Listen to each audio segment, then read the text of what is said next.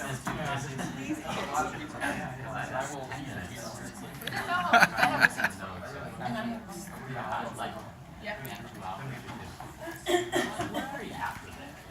I'm gonna start us so that everybody can get talking, and then if people are gonna filter in, that's fine. And if you need to get up and get more food, go for it. Yeah. So I'm just going to introduce how this project started. I mean, this group of graduate students, and we're missing one, Margaret Dicos. She couldn't be here, but we've got Darlene, Carey, Sarah Kenny, Taylor Mata, and James O'Day. And they've been collaboratively writing a novel that kind of grew out of a class that I taught last fall, sort of, although they've really taken a whole different direction with the class project. So the class project, I'll just say a couple of brief things about it. I've been living in Flint, teaching here for over 20 years, and I kind of have developed a fascination with the tracks of ruined neighborhoods. And I've kind of, as walking through these neighborhoods, I wondered about, how is it that so many of us can kind of anesthetize ourselves to the poverty and suffering, and how can we not look at these ruins?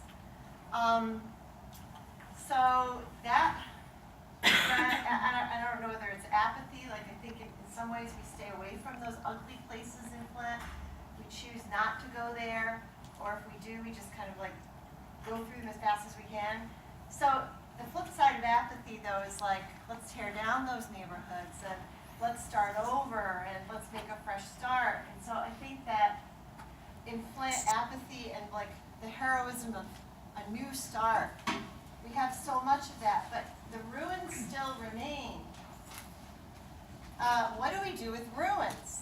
And so when I was teaching, thank you, Renaissance literature last fall, it hit me that to be a poet in the Renaissance was to think about ruins. So Petrarch, he was gazing at the ruins of Rome in the 1340s. English Renaissance writers were living in a landscape where there were dilapidated, desecrated monasteries. Shakespeare, as a child, would have worshipped in a church where the paintings were whitewashed and the statues were beheaded. Edmund Spenser wrote his masterpiece from a partially ruined castle in the west of Ireland. And all of these writers were really obsessed by the ruins of the classical past. And they used the potsherds and fragments of the past to help them imagine ways of rebuilding their own society. So what do we do with ruins? We ruminate on them. They provide traces of lives lived over and through time.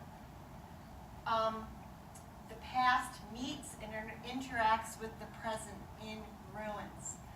But I think that only happens through the witness and the work of humanists. So I had this Renaissance Lit class, and I broke them up into groups, and their task was to select a Renaissance artifact and think about how that piece of the Renaissance could help us rebuild a Flint ruin. So the class produced a collection of essays, and they were really rough drafts. And the project wasn't done when the semester ended, but it seemed still kind of promising. So I queried the graduate students, and I wondered if anybody wanted to work on editing this collection of student work or develop the project in a new direction. So 6 students responded, and they quickly decided that, well, we would sort of start over and develop the project in a new direction. I guess we were trying to figure out, they decided that they wanted to write for high school students, that the goal would be to interest high school students in Renaissance texts that are not being taught in high school and that are even sadly rarely being taught in college. So the idea was audience would be high school students. We would aim to introduce them to Renaissance literature. Then we figured, how can we do that? Do we write academic essays? Do we incorporate a graphic novel frame story? And then James, I think, suggested it would be a lot more effective and a lot more fun to just write a novel with characters that are loosely based on characters in Renaissance Renaissance Lit. So that's what we set out to do. Last winter we were brainstorming. We met weekly, we brainstormed, and during that time the Parkland shooting happened. And after Parkland there was like the National Day of Walkout for high school students to protest gun violence. And we had heard that a local high school tied the doors of the school shut to prevent students from going out and protesting. And that kind of became the inciting event of the novel. That we would set it in a Flint high school, students would not be allowed to kind of go out and protest. And the novel emerged through the characters that all these guys created who are trying to speak and write their ways out of the bubble world of high school. So I actually did write a character, and I'll just say two things about her, and then I'll turn it over to the students. My contribution was the character of Miss Alma. She is inspired by a figure in Spencer's Fairy Queen, whose name means soul, and she keeps a castle with her counselor's imagination and memory.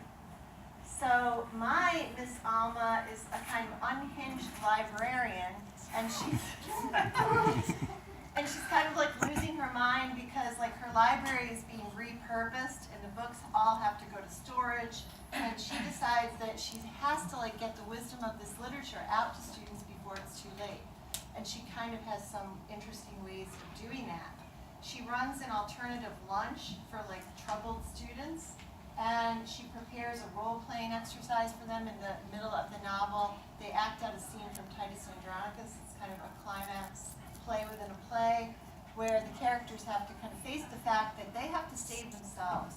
No one is going to save them, and that, well, I'll let you guys speak to that.